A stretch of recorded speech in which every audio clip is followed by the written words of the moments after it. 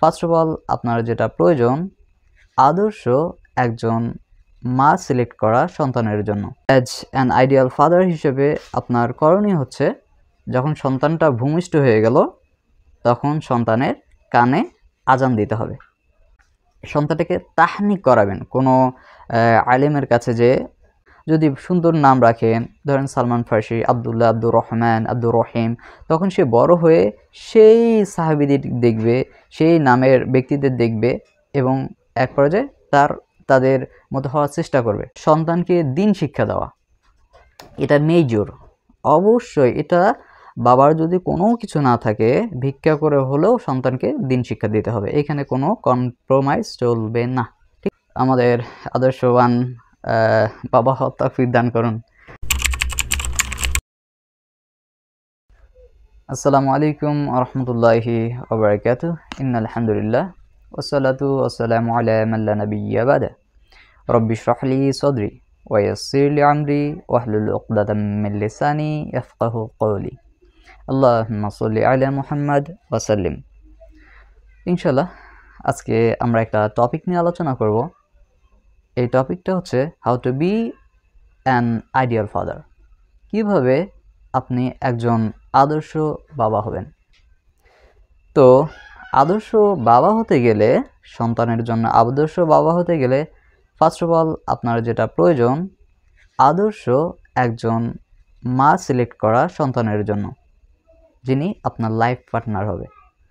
তো যদি এখানে ব্যর্থ হয়ে যায় কেউ, তাহলে তার জীবনে সন্তানকে ভালোভাবে মানুষ করা পসিবল হবে না। কেননা আপনি হয়তোবা দিন বোঝেন, আপনি হয়তোবা চাইবেন যে আপনার সন্তানকে দিনী শিক্ষা দিতে, আদর্শ মানুষ করতে, আলিম বানাতে, ইসলামিক স্কলার বানাতে, তাকওয়াশীল বান্দা বানাতে, কিন্তু যদি আদর্শ মা না পান বা দিনদার দিনহীন কাউকে নিয়ে আসেন, তাহলে সেই হয়তো বাঁচাবে এই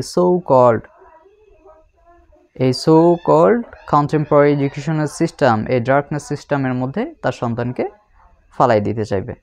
ঠিক আছে, তো এই ক্ষেত্রে আদর্শ মার সিলেক্ট করার জন্যে 4টা কোয়ালিফিকেশন আল্লাহ রাসূল সাল্লাল্লাহু আলাইহি ওয়াসাল্লাম বলেছেন বিয়ের জন্য, এবং কোনটাকে বেশি প্রায়োরিটি দিতে বলছেন আমরা সেটাই দেখব।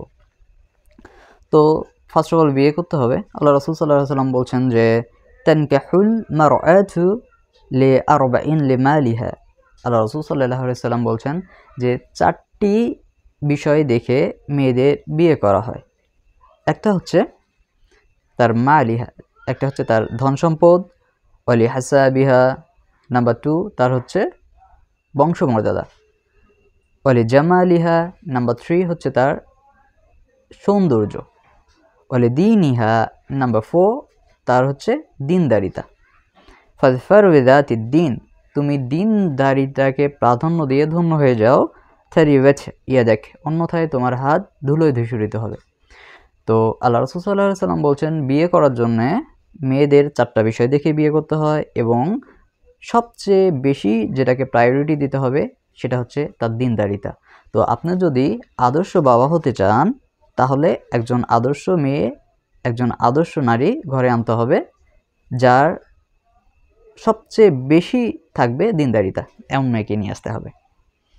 তারপরে নিয়ে আসলেন, সংসার শুরু হলো, এবং যখন আপনার সন্তান হলো, ফার্স্ট অফ অল আপনার অ্যাজ অ্যান আইডিয়াল ফাদার হিসেবে আপনার করণীয় হচ্ছে যখন সন্তানটা ভূমিষ্ঠ হয়ে গেল তখন সন্তানের কানে আজান দিতে হবে।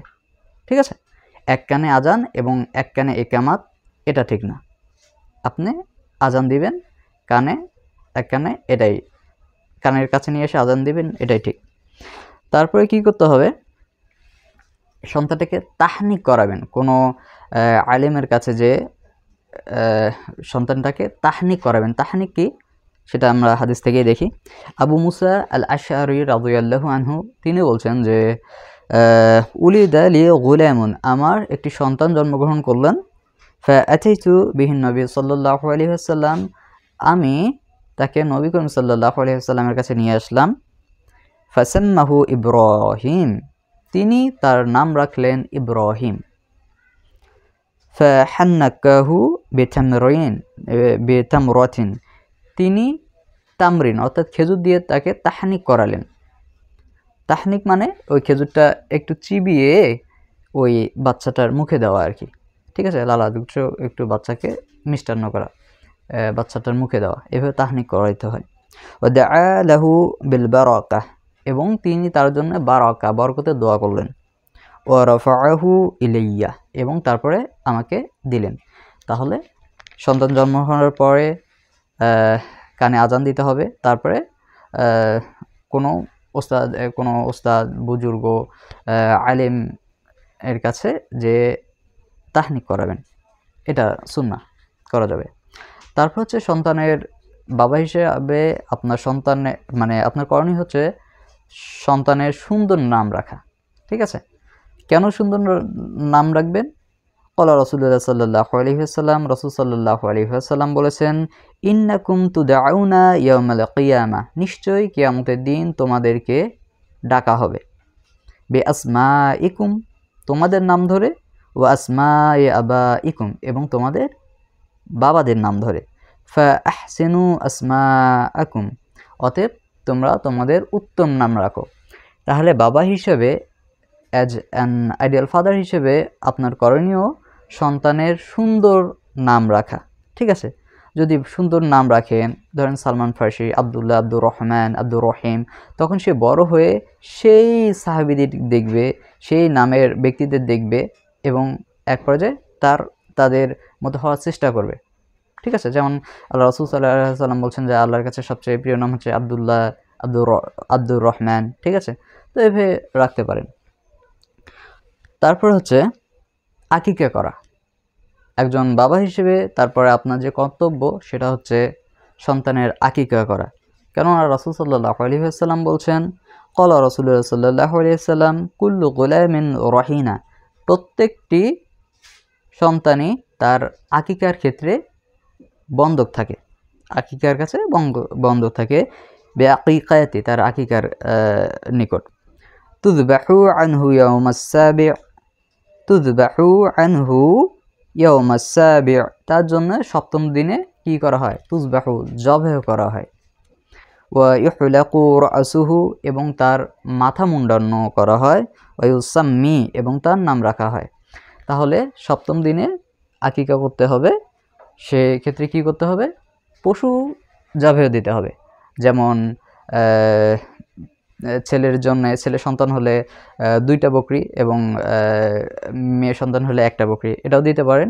এবং আল্লাহ রাসূল সাল্লাল্লাহু আলাইহি ওয়াসাল্লাম হাসান এবং হুসাইন রাদিয়াল্লাহু আনহুম, তাদের জন্য একটা করে 2টা বকরি জবাহ করেছেন আর কি। তো সেক্ষেত্রে দেখা যায় যে একটিও ছেলেদের জন্য, একটিও দেওয়া যায়, এটা করা যাবে। সপ্তম দিনে এই কাজটা করতে হবে, জবাহ করতে হবে, পশু কুরবানি দিতে হবে। আরেকটা হচ্ছে কি করতে হবে? ওয়া ইউহলাকু রাসুহু, জবাহ করতে হবে, এবং তার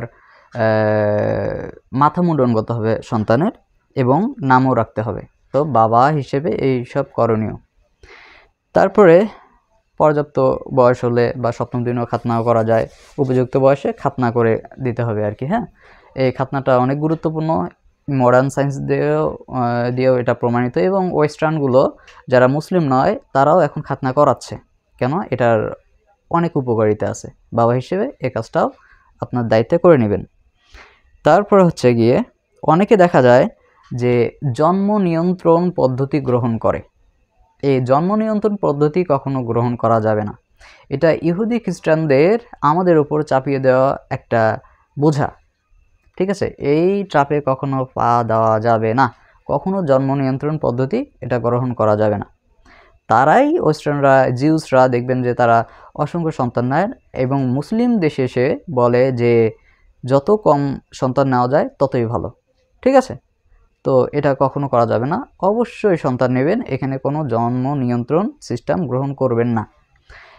কেননা আল্লাহ সুবহানাহু ওয়া তাআলা সূরা ইসরা 31 নম্বর আয়াতে আল্লাহ সুবহানাহু ওয়া তাআলা বলছেন, ওয়ালা তাকতুলু আওলাদাকুম খাশিয়াতি ইমলাক, তোমরা তোমাদের সন্তানদের দারিদ্র্যের ভয়ে হত্যা করো না। নাহনু নারযুকুহুম ওয়া ইয়্যাকুম, নিশ্চয়ই আমি তাদের রিজিক দেই এবং আমি তোমাদের রিজিক দেই। তাহলে এই ভয়ে কখনো সন্তান নেওয়া বাদ দিবেন না বা কোনো জন্ম নিয়ন্ত্রণ পদ্ধতি গ্রহণ করবেন না যে এই 10, 12, 15, 20টা এতগুলো সন্তান হলে আমি কিভাবে তাদের রিজিক দিব। আল্লাহ এটাই স্মরণ করে দিচ্ছে যে আল্লাহ সুবহানাহু ওয়া তাআলা নিশ্চয়ই তোমাদের রিজিক দেয় এবং তাদেরও রিজিক দিবে। ঠিক আছে, তাদেরও রিজিক দেয়। তো জন্ম নিয়ন্ত্রণ পদ্ধতি কখনো গ্রহণ করবেন না। তারপরে কি, সন্তানকে দিন শিক্ষা দেওয়া, এটা মেজর। অবশ্যই এটা বাবার যদি কোনো কিছু না থাকে ভিক্ষা করে হলেও সন্তানকে দিন শিক্ষা দিতে হবে, এখানে কোনো কম্প্রোমাইজ চলবে না। ঠিক আছে, এটা এখানে কোনো কম্প্রোমাইজ চলবে না। তো আল্লাহ রাসূল সাল্লাল্লাহু আলাইহি ওয়াসাল্লাম বলছেন, ক্বালা রাসূলুল্লাহ সাল্লাল্লাহু আলাইহি ওয়াসাল্লাম মুরু আওলাদাকুম বিস-সালাহ। আল্লাহ রাসূল সাল্লাল্লাহু আলাইহি ওয়াসাল্লাম বলছেন, তোমরা তোমাদের সন্তানদের নামাজের আদেশ দাও। ওয়াহুম আবনাউ সাবঈ সিনিনা, যখন তাদের বয়স হচ্ছে 7 বছর। ওয়াদরিবুহুম আলাইহা ওয়াহুম আবনাউ আশরিন, যখন তাদের বয়স 10 বছর তখন প্রয়োজনে তাদের প্রহার করো। যদি সে নামাজে না আসে, আল্লাহর হুকুম আহকাম না শুনে, ঠিক আছে, নামাজ না পড়লে তখন প্রয়োজনে তাকে প্রহার করতে হবে, তারপর নামাজ পড়াইতে হবে। ওয়াফাররাকু বাইনাহুম ফিল মাদাজি', এবং সেই সময় সেই 10 বছর যখন হয়ে গেল, তারপরে এতদিন তো আপনি আপনার সন্তানকে আদর করে তার কাছে রেখে দিছিলেন সন্তানদের, যখন 10 বছর পার হয়ে গেল তখন আর সন্তানকে আপনি আপনার কাছে রাখতে পারবেন না। রাত্রিবেলায় তার বিছানা আলাদা করে দিতে হবে, বিছানা আলাদা করে দিতে হবে। বাইনাহুম ফিল মাদাজি', তার বিছানাগুলো আলাদা করে দিতে হবে। তাহলে একজন আদর্শবান বাবার উচিত সন্তানদের 7 বছর থেকেই নামাজের সময় সন্তানকে নিয়ে মসজিদে যাওয়া, ইসলামের হুকুম হাকিমগুলো শেখানো, জানানো, পালন করার সিস্টেম দেখে দেওয়া, এবং প্রয়োজনে 10 বছর হয়ে যাওয়ার পরেও যদি সন্তান সেই কথাগুলো না শুনে সালাত আদায় না করে, তাহলে বাবা প্রয়োজনে তাকে মারবে। এটা হুকুম, ইসলামের হুকুম, অবশ্যই মারবে, অত আদর দিবে না। কিন্তু এখন বর্তমান সিস্টেমে হয়ে গেছে যে কোনো মানে সন্তানকে মারা যাবে না, বা শিক্ষা প্রতিষ্ঠানে ধরেন ছাত্রদের মারা যাবে না, কিন্তু এই ছাত্ররাই এখন আস্তে আস্তে তারা এই সময়গুলোতে অনেক ভুল করে। যদি এখন তাকে কঠিনভাবে সংশোধন না করে দেন, আদর দিয়ে সংশোধন না করেন, কঠিনভাবে সংশোধন না করেন, তাহলে বড় হয়ে বেয়াদব হয়ে যাবে। দেখেন না কিছুদিন আগে যে বাবা মায়ের নামে মামলা করতেছে। তো এগুলো হচ্ছে ওয়েস্টার্ন কালচার। ওয়েস্টার্ন কালচারের মধ্যে দেখবেন যে বাচ্চা ইচ্ছা করে বাবা মার নামে মামলা করতে পারে, বাবা মা অসহায় হয়ে যায়। তো সেই ক্ষেত্রে আমাদের অবশ্যই সন্তানদের একজন আদর্শ বাবা হিসেবে অবশ্যই সন্তানদেরকে বুঝাইতে হবে, আদর দিতে হবে, যত্ন দিতে হবে, কিন্তু ইসলামের ক্ষেত্রে কখনো কম্প্রোমাইজ করা চলবে না। 10 বছর পর থেকে যদি ইসলামের হুকুম হাকামগুলো সন্তান না মানতে চায়, প্রয়োজনে একজন আদর্শ বা স্ট্রং বাবা হিসেবে প্রয়োজনে তাকে মারবে, সেটা সন্তানের ভালোর জন্যই। ঠিক আছে, তো এই কাজগুলো বাবা করবে। তারপরে সন্তানের সাথে ন্যায়সঙ্গত আচরণ করবে। যদি দেখা গেল যে অনেকগুলো সন্তান হয়ে গেছে একজন বাবার, 10, 15, 20টা, 7, 8টা, 10টা, যতগুলোই সন্তান হোক, এইখানে একজন আদর্শবান বাবা অবশ্যই তার সন্তানদের সাথে ইনসাফ করবে, সমানভাবে দেখবে। কেননা আল্লাহ রাসূল সাল্লাল্লাহু আলাইহি ওয়াসাল্লাম বলছেন, ক্বালা রাসূলুল্লাহ সাল্লাল্লাহু আলাইহি ওয়াসাল্লাম ফাত্তাকুল্লাহ, তিনি বলছেন যে ফাত্তাকুল্লাহ, তোমরা আল্লাহ সুবহানাহু ওয়া তাআলাকে ভয় করো। ওয়াদিলু বাইনা আওলাদিকুম, এবং তোমরা ওয়াদিলু বাইনা আওলাদিকুম, এবং তোমরা তোমাদের সন্তানদের মধ্যে আদল করো, ন্যায় বিচার করো। তো এক সন্তানকে আপনি প্রচণ্ড ভালোবাসতেছেন, এক সন্তানকে ভালোবাসতেছেন না, যত্ন নিচ্ছেন না, এমনটা না। আপনার রোহিত হয়তো বা আগের ঘরে বিয়ে করছেন, তার সেই মা মারা গেছে, পরে আরেকটা বিয়ে করেছেন এবং এখানে আরেকটা ফ্যামিলি হয়ে গেছে, কিন্তু ওই বাচ্চাগুলো আপনার নিজে।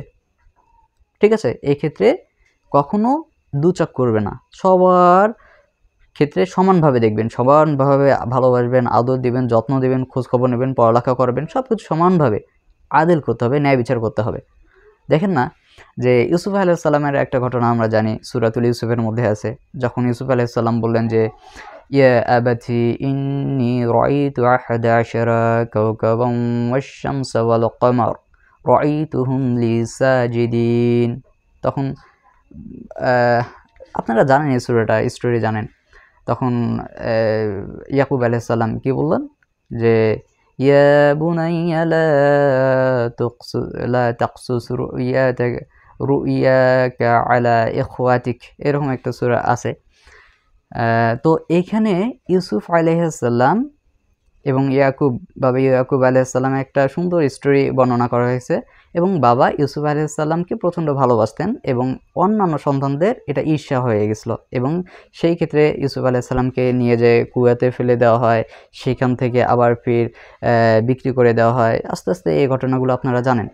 তো এইটা যদি ন্যায় সন্তান, বাবা আদর্শ বাবা হিসেবে আপনার অবশ্যই উচিত সব সন্তানদের মাঝে ন্যায় বিচার প্রতিষ্ঠিত করা, কম বেশি না দেখা। তারপরে একজন আদর্শবান বাবা হিসেবে আপনার আর কি করণীয়? যতই কষ্ট হোক ফ্যামিলিকে সাপোর্ট দেওয়া, ফ্যামিলির সব কিছু ভরণ পোষণের দায়িত্ব আপনার।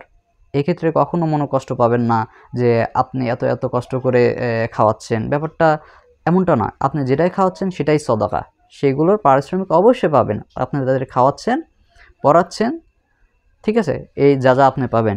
কেননা আল্লাহ রাসূল সাল্লাল্লাহু আলাইহি ওয়াসাল্লাম বলছেন আফদালু দিনারিন ইউনফিকুহু রাজুল, এটা সহিহ মুসলিমের একটা হাদিস। আফদালু দিনার, সর্বোত্তম দিনার যেটা, সে এখন তো পেপার মানি, তখন আমাদের ছিল দিনার, দিরহাম, gold coin or silver coin. তো যাই হোক, তো সেটাই বলছে, আপনার টাকাও বলতে পারেন। আফদালু দিনার ইউনফিকুহু রাজুলু দিনারুন ইউনফিকুহু আলা ইয়ালিহি। এখানে হাদিসে বলছে যে সর্বোত্তম দিনার, সর্বোত্তম দিরহাম বা সর্বোত্তম টাকা, অর্থ ওইটাই যা তার পরিবারের জন্য ব্যয় করা হয়। তো একজন বাবা কঠোর পরিশ্রম করে উপার্জন করে যেটা তার পরিবারের কাছে ব্যয় করতেছে, এটাই হচ্ছে সর্বোত্তম, ঠিক আছে। এই কাজগুলো বাবা করবে। কখনোই বাবা তার পরিবারকে হারাম কিছু খাওয়াবে না। হারাম, সুদ, ঘুষ, দুর্নীতি করে টাকা আনা, এমনটা করে খাওয়াবে না। অবশ্যই হারাম, হালাল টাকা বাবা সন্তানদের খাওয়াবে। এটা হচ্ছে একজন আদর্শবান বাবার দায়িত্ব, ঠিক আছে। যদি কেউ আদর্শবান বাবা হতে চায় তাহলে অবশ্যই সন্তানদের সাথে ন্যায় বিচার করতে হবে এবং সন্তানদের হালাল খাবার খাওয়াইতে হবে। এটা বাবার হিসেবে দায়িত্ব। তারপরে কি হবে? ধরেন কোনো মেয়েকে বিয়ে দিয়েছেন অন্য ঘরে, সে মেয়েটা তালাকপ্রাপ্ত হয়েছে, তালাক দিয়েছে, সেই মেয়েটা আপনার কাছে এসছে। এখন আপনি ওই মেয়েটার সঙ্গে দূর দূর সেই করতে পারবেন না। এটাও আপনার মেয়ে, এটা মেনে নেন যে তার তকদিরে এটা আছে, এবং এটা মেনে নেন যে আপনার তকদিরেও এটা আছে যে আপনার সন্তানকে দেখতে হবে। তো ঠিক আপনার আগের মেয়ের মতোই তাকে সুন্দরভাবে দেখাশোনা করবেন, এটা আপনার হক। তকদিরের উপর বিশ্বাস করে নেন, আল্লাহ এটাই দিয়ে দিয়েছেন এবং এটার উপর সন্তুষ্ট হয়ে যান। ওই মেয়ের সঙ্গে কখনো খারাপ ব্যবহার করবেন না। তালাকপ্রাপ্ত মেয়ের সঙ্গে সুন্দরভাবে ভালো কথা বলবেন, সুন্দরভাবে খোঁজখবর নেবেন। আল্লাহ এই দায়িত্ব আপনাকে দিয়েছে, ঠিক আছে। তারপর হচ্ছে যখন সন্তানেরা উপযুক্ত হয়ে যায় তখন বাবার উচিত সাথে সাথে ওই সন্তানদের বিয়ে দেওয়া, কখনো দেরি করবেন না। এখন মডার্ন এজে দেখা যায় যে 25, 30, 35 এমনটা হয়, ব্যাপারটা এমন না। জেনে রাখেন যে আপনার রিজিক যে আল্লাহ দেয়, আপনার সন্তানের রিজিকও সে আল্লাহ দেবে। তাকে স্টুডেন্ট অবস্থায় বিয়ে দেন, কোনো সমস্যা নাই। আপনার যদি মেজর ক্রাইসিস না থাকে তাহলে তাকে 15-16-র মধ্যে, 14-15-13, মানে এখানে এজ ফ্যাক্ট না। ফ্যাক্ট হচ্ছে এখানে অন্য একটা মেয়ে আনতেছেন, আনার পরে একটু ভরণ পোষণের দায়িত্বটা নেন। এটা জেনে রাখেন যে রিজিককে কখনো ভয় করবেন না। কোনো বাবাই আমি দেখছি অনেক দেখেছি যে কোনো বাবাই বসে থাকে না, প্রত্যেকটা বাবাই কাজ করে এবং তার ফ্যামিলির জন্য কাজ করে। তখন ওই যে সন্তানকে 14-15 বছরে বিয়ে দিলেন, যখন বাবা হবে তখন এও বসে থাকবে না। তো এই সময়টার মধ্যে বিয়ে দিয়ে দেন তাদের, যদি মেজর ক্রাইসিস না থাকে। তো এটা হলে কি হবে, সমাজের মধ্যে অশ্লীলতা ব্যাপক প্রকার লাভ করবে না, ব্যাপক আকার ধারণ করবে না। আগেই দিয়ে দেন। আপনারা জানেন না যে বর্তমান সমাজ কতটা ডেঞ্জারাস একটা সময়। কেননা এখানে সব জায়গায় ফিতনা, আপনি বের হবেন ফিতনা, স্কুল, কলেজ, ইউনিভার্সিটি, এগুলো তো ফিতনা দিয়ে ভরপুর। আপনি নিজেকে সেভ রাখা খুব কঠিন, ঠিক আছে। আপনি জানেন না আপনার সন্তানটাকে কতটা কঠিনভাবে দিন পার করতে হয়। ঠিক আছে? কখনো ভাববেন না বড় হয়ে চাকরি করবে তারপরে বিয়ে হয়ে যাবে, এরকমটা না। আপনি 14, 15, 16 যেই রকম মেজর ক্রাইসিস না হলে এই অবস্থায় বিয়ে দিয়ে দেন। অনলাইন অফলাইন কত ফিতনা, এই সময় বিয়ে দিয়ে দেখবেন যে এই সন্তানটাই যখন সন্তান হয়ে গেল এই আপনার ছেলেটা, তখন সে আর বসে থাকবে না। ঠিক আছে? সে তার ফ্যামিলির জন্য কাজ করবে। যেমন আপনি বসে থাকেন না, আপনি আপনার ফ্যামিলির জন্য কাজ করেন। যখন তার ফ্যামিলি হয়ে যাবে সে তার দায়িত্ব কাঁধে নিয়ে নেবে। তো দেখা যাচ্ছে যে আপনি তখন অল্পতেই যখন সে 30-35 হয়ে যাবে তখন তার সন্তানটাও বড় হয়ে যাবে, তো আপনি অনেক আগে লিজার পেয়ে যাবেন আর কি। তো একজন বাবা হিসেবে সর্বোত্তম কাজ হচ্ছে সন্তানকে উপযুক্ত বয়সে যখন ম্যাচিউরড হয়ে গেল তখনই বিয়ে দেওয়া। কেননা আল্লাহ রাসূল সাল্লাল্লাহু আলাইহি ওয়াসাল্লাম বলছেন ওয়ানকিহু,